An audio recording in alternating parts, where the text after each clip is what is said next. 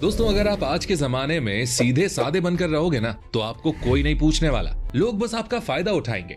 इसीलिए थोड़ा टेढ़ा होना, थोड़ा चालाक होना बहुत जरूरी हो जाता है। एक स्टोरी से एक्सप्लेन करता हूँ। बात है 2015 की, जब शाहरुख खान की दिलवाले फिल्म निकली थी। जिन लोगों ने दिलवाले देखी है उन्हें पता होगा कि उस फिल्म में गाड़ियां बहुत ज्यादा दिखाई गई हैं। तो दिलवाले के प्रमोशन के दौरान एक जर्नलिस्ट ने शाहरुख खान और पूरी दिलवाले टीम को इसी गाड़ियों वाली बात पर टॉन्ट मारते हुए ये पूछा कि आप लोगों को कैसा लग रहा है उस फिल्म का हिस्सा बनकर, जिसमें आप लोगों को साइड रोल दिया गया है और लीड रोल एक कार को मिला है। तो इस पर शाहरुख खान पहले तो कुछ नहीं बोले, लेकिन थोड़ा सोचने के बाद उन्होंने रोहित शेट्टी से माइक लिया और कहा, देखिए मेरे साथ यहाँ बहुत से आर्टिस्ट मौजूद हैं और हम लोग जब कोई फिल्म लेते हैं तो ये नहीं सोचते कि फिल्म में हमें जो रोल मिल रहा है वो कितना बड़ा है या कितना छोटा है। और जहाँ तक बात रही कार की, तो मैं बताना चाहता हूँ कि कार सिर्फ कार है, कला सिर्फ हमारे पास है, इसीलिए हम कलाकार हैं। तो ये होती है एक चालाक आदमी की निशानी। बहुत ही सोच समझकर एकदम सटीक जवाब देना कि सामने वाला फिर कुछ बोलने के काबिल ना रहे। दूसरा कोई एवरेज माइंड वाला आदमी होता तो शायद गुस्सा करने लगता, पर शाहरुख खान ने बहुत ही समझदारी से सिचुएशन को हैंडल किया। तो आज के वीडियो में इसी तरह के कुल 3 चालाकी के नियम मैं आपको बताने और समझाने वाला हूँ। इन नियमों को मैंने 48 लॉज ऑफ पावर नाम की वर्ल्ड फेमस बुक से लिया है। ये नियम बहुत ही पावरफुल है और अगर इनमें से एक भी नियम आप खुद पर इम्प्लीमेंट करते हो तो लोग आपको एक होशियार और चालाक आदमी मानेंगे और आपकी लोगों के बीच में एक पावरफुल इमेज भी बन जाएगी। इसीलिए मैं चाहूंगा कि आप इस वीडियो को पूरी अटेंशन के साथ देखो। तो दोस्तों, आज फिर जबरदस्त वैल्यू ऐड करेंगे आपकी लाइफ में। So let's begin. नियम number 3, win through your actions, never through your argument. Athens के कमांडर म्यूसियानस ने अपने इंजीनियर को यह ऑर्डर दिया कि हमें पर्गमुस शहर पर कब्जा करना है और इस काम के लिए तुम सबसे बड़ी बोट्स और शिप्स बनाओ और उन्हें वहां भेजो। उस इंजीनियर को थोड़ा रिसर्च करने के बाद पता चला कि बड़ी शिप्स की जगह छोटी शिप्स को भेजना ज्यादा अच्छा रहेगा। तो वो अपने कमांडर म्यूसियानस के पास गया और बोला कि कमांडर, हमें बड़ी नहीं बल्कि छोटी शिप्स को भेजना चाहिए, वो बेहतर रहेगा। कमांडर ने कहा, नहीं, अभी तुम बड़ी शिप्स को ही भेजो, वो ही अच्छा होगा। इंजीनियर अपने कमांडर से बहस करने लगा, नहीं, आप मेरी बात नहीं समझ रहे, छोटी शिप्स ही अच्छी रहेंगी। कमांडर को इस बात पर गुस्सा आ गया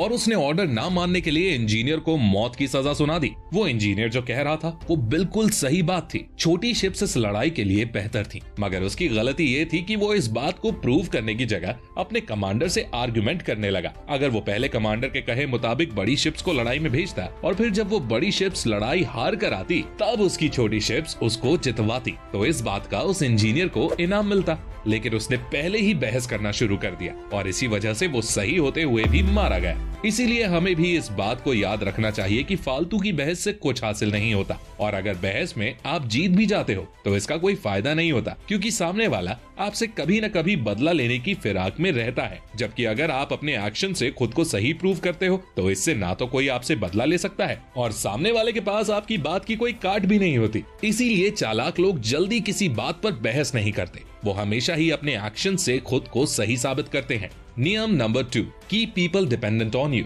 लोगों को खुद पर निर्भर रखो, चाहे कोई आपसे प्यार करता हो या ना करता हो, पर अगर उसको आपकी जरूरत है तो वो कभी भी आपको नुकसान पहुंचाने की कोशिश नहीं करेगा। फ्रांस के किंग लुई 11 ने एक बार अपने एस्ट्रोलॉजर से पूछा कि अपनी एस्ट्रोलॉजी का यूज करके मुझे बताओ कि तुम खुद कब तक जिंदा रहोगे। तो उस एस्ट्रोलॉजर ने किंग को बताया कि महाराज, मेरी मौत आपके मरने के 3 दिन पहले होगी। ये सुनकर लुई 11 के होश उड़ गए, क्योंकि उस दिन उन्होंने उस एस्ट्रोलॉजर को मारने का प्लान बना रखा था। लुई 11 को उस एस्ट्रोलॉजर पर शक था कि ये अपनी भविष्यवाणी को सच करने के लिए लोगों को मार देता है ताकि दूसरों का उसकी विद्या पर यकीन बना रहे, और इसीलिए राजा ने उसको मारने का सोचा था। पर जब एस्ट्रोलॉजर ने ये कह दिया कि मेरे मरने के 3 दिन बाद आपकी मौत होगी, तो लुई 11 घबरा गए। उन्होंने इस एस्ट्रोलॉजर को मारने के बजाय उसको कई इनाम दिए, उसको सम्मानित किया और उसकी देख रेख के लिए अलग से डॉक्टर्स की एक टीम को उसके साथ रहने को कहा ताकि वो ज्यादा से ज्यादा समय तक जिंदा रह सके। और इस तरह उस एस्ट्रोलॉजर ने राजा को खुद पर डिपेंडेंट कर दिया। अब वो राजा चाहकर भी एस्ट्रोलॉजर का कुछ नहीं बिगाड़ सकता था